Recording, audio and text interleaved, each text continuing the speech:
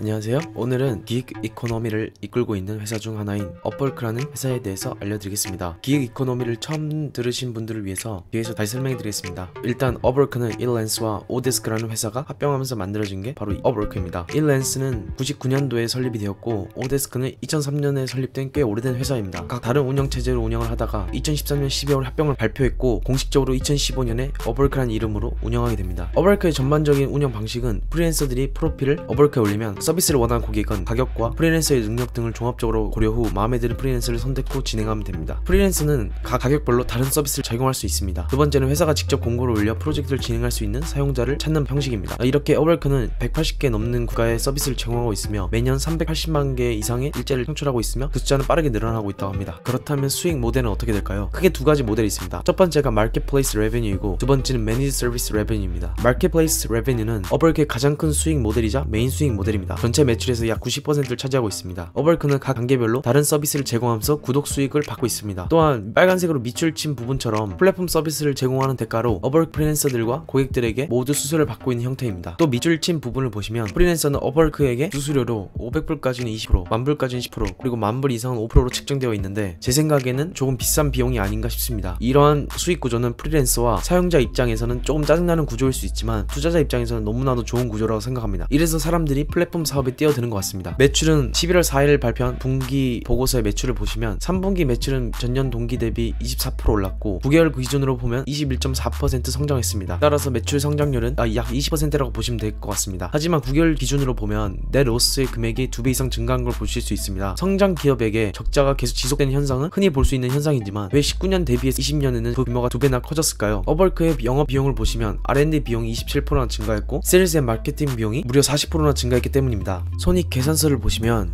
R&D 비용은 꾸준히 증가하고 있고 세일즈 앤 마케팅 비용 또한 매년 늘어나고 있어서 회사가 향후 성장에 대해서 많은 투자를 하고 있으므로 좋은 시그널이라고 생각되지만 언제 흑자로 전환될지 걱정되는 것도 사실입니다. 그리고 자료마다 조금 차이가 있지만 야후 파이낸스에서 추정한 내년 매출 성장률은 19.3%로 올해와 마찬가지로 좋은 흐름을 이어갈 것으로 예측됩니다. 그럼 만약 우리가 업월크의 주주가 되고 싶다면 어떤 사람들이 업월크 이용하는지 봐야겠죠? 업월크 이용하는 고객들은 대부분 100명 이하의 작은 회사들이 어떤 프로젝트를 진행할 때 부족한 인력을 채우기 위해 사용될 거라고 생각합니다. 브래디네에서 조사한 바에 따르면 대부분 100명 이하의 작은 기업들이 인재 확보가 성공적인 사업을 위한 핵심 요소라고 밝혔습니다. 하지만 인재가 몰린 대기업 같은 경우 인재 확보에 대한 걱정은 덜하겠지만 인원이 10명 이하 혹은 100명 이하의 기업은 인재 확보에 대한 많은 어려움이 있을 수 있습니다. 따라서 프로젝트를 진행할 때 업월크에서 임시로 인재를 채용하는 형태로 많이 진행한다고 합니다. 규모가 작은 기업들이 업월크를 통해 인재를 확보하면 또 다른 장점은 무엇일까요? 작은 기업의 경우 재정이 스테이블하지 않으니까 대규모 인재를 채용할 수 없는 겁니다. 하지만 이렇게 필요할 때 인재를 일시적으로 채용이 가능하니 회사 입장에서는 인재를 필요할 때 고용할 수 있는 플렉시빌리티가 올라간다고 생각합니다. 따라서 자연스럽게 재정적으로도 많이 도움이 될 거라고 생각합니다. 이렇게 필요한 인재를 아웃소싱에 임시로 계약을 맺고 고용하는 형태를 기획 이코노미라고 합니다. 원래 기획이란 말은 1920년대 미국 재즈 공연장 주변에서 연주자들을 잠깐 섭외해 공연한다는 말에서 비롯됐다고 합니다. 아무튼 다시 본론으로 돌아와서 이번에는 업월크가 향후에 더 성장 가능성이 있는지 산업 분석을 통해 알아보겠습니다. 저는 이번에 업월크에 대해 조사하기 전까지는 프리랜서의 규모가 이렇게 큰지 몰랐습니다. DDIY에 따르면 전 세계 워크포스 중 대략 32%가 프리랜서라고 합니다. 그럼 이렇게 많은 프리랜서가 존재한 이유는 당연히 자기 스케줄을 효율적으로 쓸 수 있기 때문입니다. 이렇게 답한 프리랜서의 비중은 무려 68%라고 합니다. 그럼 프리랜서 시장의 규모는 얼마나 성장하고 있을까요? 2014년부터 19년까지 프리랜서의 규모는 17%에서 28% 증가하였고 이는 팬데믹 현상 전에도 가파르게 증가하고 있었다는 걸 알 수 있습니다. 그리고 프리랜서의 규모는 줄어들지 않고 계속 증가하는 추세를 유지할 것으로 전망하고 있습니다. 그리고 2020년까지 미국의 전체 워크포스 중 48%가 프리랜서가 될 것이라고 전망하고 있습니다. 올 2분기